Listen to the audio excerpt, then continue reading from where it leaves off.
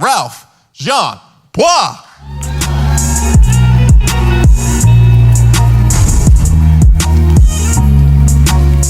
All right, so quickly, I want you to answer this question for me. What is the opposite of hot? What is the opposite of stop? Now, for this next one, I don't want you to answer it out loud. I just want you to say in your mind, what is the opposite of communication?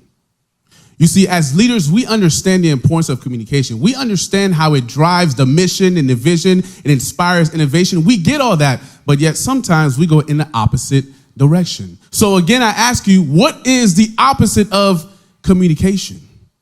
Now, some people would say the opposite of communication is silence, but I disagree. Because as a leadership development coach who's worked with many organizations, I've come to the conclusion that the opposite of communication is assumptions, not silence. Because here's the truth, silence doesn't exist. Workplace conversations are always taking place. It's just that you no longer have access to the information.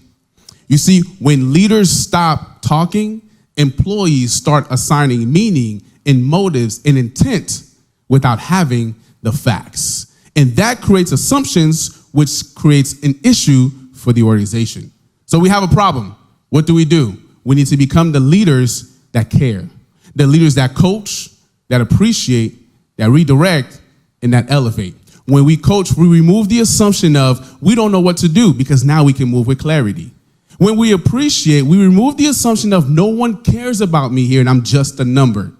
When we redirect, we remove the assumption of if I make a mistake, then I now become a failure. And when we elevate, we remove the assumption of no one cares about my growth and my development. In the absence of communication, a void is created and it will always be filled.